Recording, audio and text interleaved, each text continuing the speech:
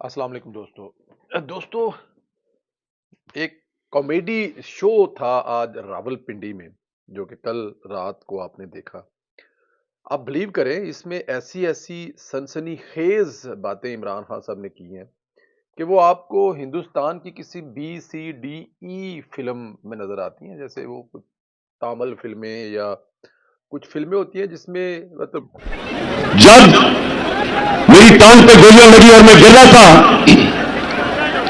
تو جیسے ہی گر رہا تھا میرے ادھر سے گولیاں نکلی اوپر سر کے اوپر سے. اگر گرتا نہ تو لگ جاتی کہ 12 لوگوں کو گولیاں لگی.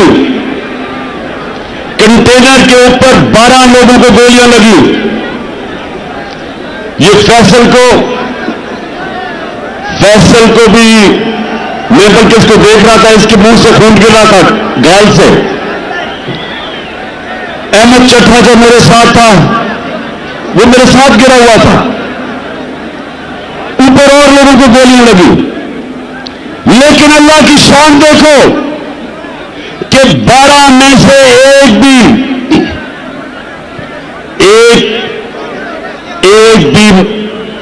اللہ کو پیارا نہیں ہوا. سب بچ گئے. ایک گارڈ کو 6 گولیاں لگی. سب گولیاں ایسی تھی کہ وہ بچ گیا. ہمارا میرا جو گارڈ زاہد تھا, ہمارا عمران اسماعیل جو سندھ کے گورنر تھے, 4 گولیاں اس کے کپڑوں میں سے نکلی, بچ گیا. گولی آتی ہے وہ ہاتھ سے پکڑتے ہیں جیب میں ڈال لیتے ہیں. وہ اکثر وہاں پہ اس کی فلم میں ہیرو ایسے دیکھے ہیں جو اس قسم کی کامیڈی کرتے ہیں, جو اس قسم کی ایکشن فلمیں ہوتی ہیں. اسی قسم کی فلم کل رات عمران خان صاحب نے بنایا کہ کچھ گولیاں آئی, میں نیچے بیٹھا, کچھ اوپر سے گزر گئی, کچھ فیصل جوید کے منہ کے اندر گولی نکل گئی اور منہ کے اندر سے خون ہی خون بہ رہا تھا. گولی خان کا وہ پلستر ٹانگ کا اتر گیا لیکن فیصل جوید کی وہ پٹی نہیں اتری آج 20 دن 1 مہینے ہونے کے ناطے. لیکن یہ بہت ساری کل خان صاحب نے بتایا, بلکہ یہ بھی بتایا کہ اسماعیل صاحب جو ہیں ان کے جو کپڑوں میں سے گولیاں نکلی ہیں, مطلب کہ 4 گولیاں ان کے کپڑوں میں سے نکلی ہیں. اب وہ گولیاں کس چیز کی تھی یہ تو مجھے بھی نہیں پتا, لیکن حیرانگی والی بات ہے کہ گولیاں پتہ نہیں کوئی وہ بچوں کی کھلونے والی گاڑیاں نہیں ہوتی جو ریموٹ ہوتا ہے, وہ ریموٹ پکڑ کے آپ کے گھوم رہے ہوتے ہیں, تو شاید پتہ نہیں سمجھ سے باہر ہے کہ عمران خان صاحب کہ اس سابق گورنر کے کپڑوں میں گولیاں کیسے گھس گئی. یہ بڑا ایک حیرت والا, بٹ خان صاحب نے تو خیر اگر آپ کی پوری تقریر سن لیں ان کو تو لگتا ہے کہ ایک جو ہارا ہوا کپتان ہوتا ہے جس کی ٹیم ہار چکی ہوتی ہے تو وہ ڈریسنگ روم میں جو ایک تقریر کرتا ہے, کوئی اس قسم کی تقریر تھی, اس سے زیادہ کچھ بھی نہیں. لیکن جو سب سے مزے کی بات تھی, یوتھیے پورے پاکستان میں جو نہیں تھے بیچارے موبائل پکڑ کے بیٹھے ہوئے تھے, اور جو وہاں سے کراچی سے یا کہیں سے آئے تھے, بلکہ ایک یوتھیا تو بڑی گالیاں نکال رہا تھا عمران خان صاحب کو جو کراچی سے آیا تھا, عمران خان صاحب کا حقیقی آزادی جلسہ اٹینڈ کرنے کے لیے. لیکن مین بات یہ ہے کہ عمران خان صاحب وہاں پر مرکزی حکومت گرانے کے لیے آئے تھے. ان کا ٹارگٹ تھا کہ وہ جائیں گے اور وہاں پہ جا کے بیٹھ جائیں گے راول پنڈی میں, اور تب تک نہیں اٹھیں گے جب تک یہ حکومت نہیں گر جاتی, الیکشن کا اعلان نہیں ہو جاتا, بلکہ شاید الیکشن جیت کر پنڈی سے اسلام آباد جا کے حلف اٹھا لیں گے. یہ اس قسم کا ان کا پلان تھا, بالکل ویسے ہی جیسے کسی دور میں ہندوستان کی فوج نے حملہ کیا اور کہا تھا کہ لاہور میں ناشتہ کریں گے. تو عمران خان صاحب کا بھی کچھ ایسا ہی کوئی پلان تھا کہ وہ تشریف لائیں گے اور بس یہیں سے سیدھے اسلام آباد جا کے حلف اٹھا لیں گے. لیکن مرکزی حکومت گرانا آئے تھے اور جاتے جاتے اپنی دونوں حکومتیں گرا گئے. یہ بات سمجھ سے باہر ہے کہ عمران خان صاحب گھر سے کیا سوچ کے آئے تھے کہ جاؤں گا اور میں دھمکیاں لگاؤں گا تو وہاں پہ شہباز شریف صاحب, رانا ثناءاللہ صاحب فیصل آباد نکل جائیں گے, کوئی لاہور نکل جائے گا اور کہہ دیں گے خان صاحب اسلام آباد خالی قبضہ کر لو. لیکن ایسا نہیں ہوا, بلکہ وہاں پہ گئے اور تاکہ پشاور اور لاہور بھی مطلب گرانے کا حکم دے دیا جی کہ یہ حکومتیں ہم گرا رہے ہیں. تو یہ دھمکیاں تو بڑی دیر دیر خان صاحب نے کہا, تو پھر اس کے لیے انہوں نے مطلب کہ ٹوٹی ہوئی ٹانگ سے ہیلی کاپٹر جہاز اور پھر وہ کرنا نہیں چاہیے, اللہ تعالیٰ اس ساتھ ڈرنا چاہیے. تو یہ سارا ڈرامہ خان صاحب نے صرف اس لیے کیا تھا. تو یہ ڈرامہ تو وہ ایک کسی یوٹیوبر کو بلا کر بھی کہہ سکتے تھے کہ یار میں یہ سوچ رہا ہوں کہ حکومتیں گرا دوں. کس کو دھمکی دے رہے ہیں؟ اگر آپ نے گرانا تو گرا دیں, اس سے پہلے کہ اپوزیشن تحریک عدم اعتماد رہی تو پھر آپ حکومت بھی نہیں گرا سکیں گے خان صاحب. اتنی سی بات تو مجھے بھی سمجھ ہے, اتنی سی بات کی تو مجھے بھی عقل ہے, لیکن آئی ڈونٹ نو آپ کے ارد گرد کون بیٹھے ہیں جو آپ کو یہ بات بھی نہیں سمجھا رہے.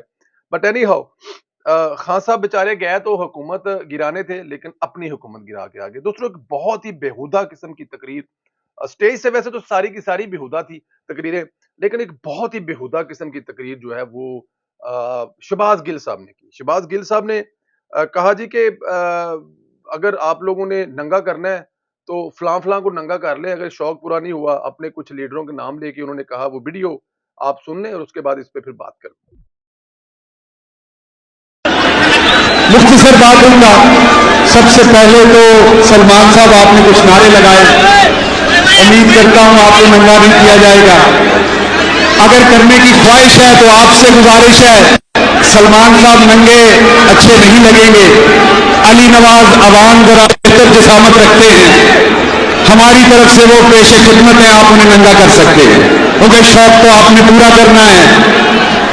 शहर सलामत है, आपका शौक सलामत रहे. दूसरा पूछना था, आपने बयान दिया कि अब आपने सियासत से किनारा कशी कर ली है, तो हजूर मैं और आजम सवाती साहब शलवार पहन लें या अभी नीचे ही रखनी है? क्योंकि वो ऊपर उठा उठा के फिल्में बनाते थे, मुझे भी नहीं पता था मेरे पीछे या आगे कोई ऐसी खास चीज लगी हुई है जिसमें से कुछ निकालना है, कोई न्यूक्लियर बम में इस्तेमाल होना है, हिंदुस्तान के खिलाफ हमने इस्तेमाल करना है उसे. तो मुझे नहीं पता था किसी ऐसे स्पेयर पार्ट का जो मेरे पास था, जिसको इतनी बारीक बीनी से देख के फिल्माया गया. तो अगर अभी ख्वाहिश बाकी है तो अभी काफी सारी क़यादत बाकी है. इमरान इस्माइल साहब बैठे हुए हैं, तो अभी काफी क़यादत बाकी है. आपने शौक फरमाना है अगर आपने बताना है. मुझे भट्टी साहब कह रहे थे, शौकत भट्टी साहब चंद दिन पहले, कि अगर आपका एग्रीमेंट एस्टेब्लिशमेंट से खत्म हो गया है तो आप बोलें, आप बोलते क्यों नहीं है? तो मैंने भट्टी साहब को कहा कि अभी मेरे बोलने के दिन नहीं है, वजन बहुत ज्यादा आएगा. मेरे पास बहुत सारा मसाला है बताने को. मैंने 16 दिन गुजारे हैं. उन 16 दिन में हमारे नए आने वाले चीफ साहब के बारे में भी मुझसे बड़े सवाल हुए, आसिफ नदीर साहब के बारे में भी. वक्त आले में वक्त भी यहाँ है, बस एक मेरा अरशद यहाँ नहीं है, बाकी तो सब कुछ यहाँ है. वक्त भी यहाँ है, हम भी यहाँ हैं, आप भी यहाँ हैं. जट्टा पे वैसे भी रिवाज है कि मसला करो में बदला लेना, एक दिन सबको मिलते ही है. सो इसलिए बात करूंगा. अभी मुझे यहां पर बात की गई जनरल फैसल साहब पे. आपने ये बेहुदा वीडियो सुनी? ये लगता है कोई नेशनल टीवी आपको दिखाएगा. क्या ये बच्चों के साथ बैठ के आप गुफ्तगू देख सकते हैं? चाहे वो जितना भी यूथिया हो, जितना भी इमरांडू हो, क्या वो अपनी बेटी के साथ बैठकर ये तकरीर सुनेगा? क्या एक माँ अपनी बेटे के साथ बैठकर ये तकरीर सुनेगी? या क्या एक यूथिया अपनी माँ के साथ बैठ के ये तकरीर सुनेगा जो शहबाज गिल साहब ने की है? ये हैं वो लीडर जो आपको हकीकी आजादी दिलाने जा रहे हैं, जो आपको आपकी फौज पर तो जो इल्जाम लगा रहे हैं वो लगा रहे हैं, जो फौज से ये कह रहे हैं कि फलां बंदे को उठा ले, इसको नंगा कर ले, इसका जिस्म ठीक है. खुदा का खौफ करें यार. और फिर अगले लम्हे कह रहे हैं कि जी अगर आप लोगों का शौक पूरा हो गया है तो मैं और आजम स्वाति अपनी सलवार ऊपर कर ले या अभी सलवार नीचे ही रहने दें. खुदारा किस कौम के आगे फंस गए हैं? कौन सी कौम में यूथ है? कौन सा इंसान है शहबाज गिल और कौन से सुनने वाले हैं? कमाल कमाल है. वो कह रहा है कि अगर आप लोग थक गए हैं या आप लोगों का शौक पूरा हो गया तो हम सलवारें ऊपर कर ले, हम लोग सलवारें नीचे खड़े होकर हैं. और वो कह रहे हैं कि हमारी सलवारें नीचे करवा कर हमारे पीछे से अंदर से कुछ ढूंढते थे, जैसे कोई हमारे अंदर से कोई ऐसी चीज निकली थी जैसे एटम बम बनाना है और उस पर इंडिया पे हमला करना है. अल्लाह अल्लाह अल्लाह. कमाल है यार. मैं क्या बस अब यूथियों अब मुझे तो अब वीलॉग करते वक्त भी ना, और है क्या हमारे पे, इसलिए इन बेहुदा लोगों का जिक्र करने के अलावा क्या है हमारे पास? कैसी नस्ल से वास्ता पड़ गया पाकिस्तान की अवाम का. आगे जाके कह रहे हैं कि जी मेरे पास बहुत कुछ है, 15 दिन में रहा हूं. ये जो नए चीफ ऑफ आर्मी स्टाफ बने हैं जनरल आसम मुनीर साहब, इनके बारे में मेरी बड़ी बातें हैं, लेकिन अभी नहीं. अभी थोड़ा सा रवा हो ले, थोड़ा जा गर्म हो ले, फिर करांगे. जट्टां दे बाल आ ते जट वैर लैंदे ने, इसलिए बदला तो मैं लूंगा इन फौजियों से, वर्दी वालों से, लेकिन वर्दी उतर जाए पहले. जब वर्दी उतर जाएगी तो फिर बदला लूंगा.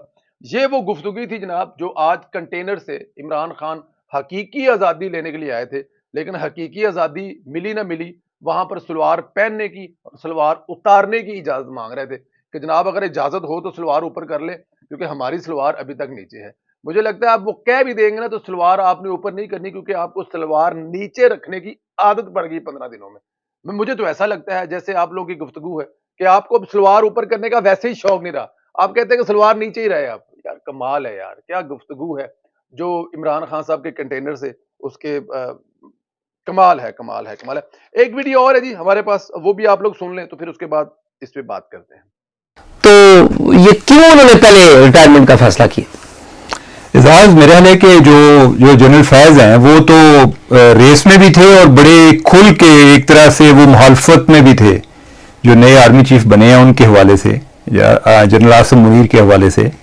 تو جس طرح کہ آپ نے رپورٹ کیا تھا کہ وہ F10 میں بھی ملے پی ٹی آئی کے ساتھ, اور یعنی کہ وہ جب ایک سٹیج پر ان کو بھی آئیڈیا ہو گیا کہ میں تو خود ریس سے آؤٹ ہی ہو رہا ہوں عمران خان کے جانے کے بعد, تو جو تحریک عدم اعتماد تھی وہ عمران خان کے خلاف بھی تھی اور اس کے جو متاثرین ہیں ان میں جنرل فیض بھی شامل تھے.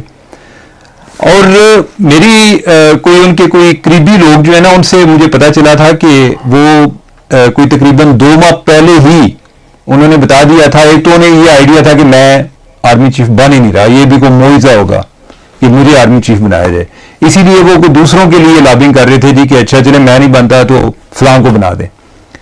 تو جنرل عاصم کا ذکر نہیں تھا, نہیں کہ کسی اور کا تھا. جنرل عاصم کی مخالفت میں ہاں, لیکن یہ اس معاملے میں وہ کلیئر تھے کہ اگر جنرل عاصم جو ہیں وہ آرمی چیف بن جاتے ہیں تو یہ ریزائن کر دیں گے, یعنی کہ ان کے اندر کام کرنے کی بجائے, ان کو سلیوٹ مارنے کی بجائے وہ ریزائن دینا پسند کریں گے. تو وہ جو ہے آج وہ ہو گیا ہے.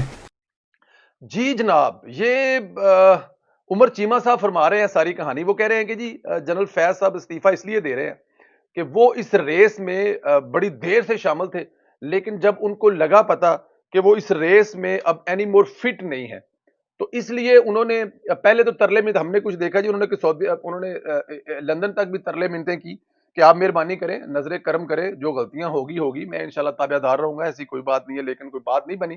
تو پھر جب انہوں نے یہ دیکھا کہ یہ چیز میرے تو حق میں نہیں ہے, میں تو کم از کم نہیں بن سکتا چیف آف آرمی اسٹاف, تو پھر انہوں نے کیا کیا کہ انہوں نے پھر عاصم منیر کے مخالفت میں جو مقابلے پر تھے ان کے حق میں کمپین کرنا شروع کر دی. مطلب کہ وہ بالکل کھلی ننگی کمپین کر رہے تھے. کوئی اسلام آباد میں کچھ تحریک انصاف کے وہ لیڈروں سے ملے اور انہوں نے کہا جی کہ میں اگر نہ بنا تو میں استعفیٰ دے دوں گا کیونکہ میں عاصم منیر کو جو ہے نا وہ سلوٹ نہیں کروں گا یا عاصم منیر کو سلام نہیں کروں گا, کیونکہ میں تو ٹھوک بجا کے ان کی مخالفت کر رہا ہوں, ان کے خلاف کمپین کر رہا ہوں, لابنگ کر رہا ہوں, تو ان کو میں کیسے سلوٹ کروں گا. تو اب جو کیونکہ عاصم منیر صاحب بن گئے ہیں اور انہوں نے جن لوگوں کے لیے کمپین کی, جن لوگوں کے لیے انہوں نے لابنگ کی, وہ بھی نہیں بنے, تو اب یہ اس کے پیچھے ریزن دی جا رہی ہے کہ وہ ریزائن کر رہے ہیں کہ عاصم منیر صاحب کے اور پنجابی کہتے ہیں نا متھے کیویں لگن, یا پھر ان سے اب آنکھیں کیسے ملائیں کیونکہ انہوں نے ان کے لیے جو کیا ہوا ہے. لیکن اس کے پیچھے ایک اور کہانی ہے, اصل کہانی یہ نہیں ہے, لیکن کیونکہ اس کی ابھی زبان اجازت نہیں دیتی اور جو خبریں ہیں وہ اجازت نہیں دیتی کہ ہم اس پہ لب کشائی کر سکیں, لیکن وہ اس سے بھی خوفناک بات ہے جس کی وجہ سے استعفیٰ آ رہا ہے. آنے والے کچھ دنوں میں یہ استعفے آپ کے سامنے آئیں گے. بہت سارے دوسرے بھی معاملات ہیں, لیکن کیونکہ ہر ویلوگ میں آپ سے 2-3 باتیں شیئر کرتے ہیں, لیکن جنرل باجوہ صاحب کے خلاف جو زبان اعظم سواتی استعمال کر رہے ہیں میری سمجھ سے باہر ہے. سن لیں اعظم سواتی صاحب کا بھی کلپ سن لیں اور اس پہ بھی بات کر لیتے ہیں. اس کا ایک جنرل پانڈے وہ آرمی چیف بنتا ہے, اس کے ٹوٹل اثاثے 26-29 لاکھ روپے ہے. اس قوم کو بتا کے جاؤ کہ تمہارے اثاثے کتنے ہیں, کہاں سے لائے ہیں. میں پاکستان کا شہری ہوں, تم سے پوچھ رہا ہوں اور پوچھتا رہوں گا اس وقت تک جب تک مجھے جواب نہیں ملتا. جنرل باجوہ یہ بھی بتا دو کہ میری قومی سلامتی میں کون سا ایسا ادارہ ہے جس میں چند ایسے بغیرت ہیں کہ جو اپنے قوم کی ماں بیٹیوں کا उनके शर्म और उनकी इज्जत का लिहाज नहीं करते और उनकी वीडियो बनाते हैं। कौन है वो लोग जो सियासतदानों की, जजों की, डॉक्टर्स की, प्रोफेसर्स की, सनतकारों की, ताजों की फाइलें बनाते हैं और उसके बाद उनको ब्लैकमेल करते हैं। आओ देखो, तो मेरे कप्तान को डरा रहे थे, खौफ दिला रहे थे, वो तो एक बहादुर मां का सबूत है। आओ इस 74 साल के सीनियर सिटीजन से इसका सर झुका के दिखाओ।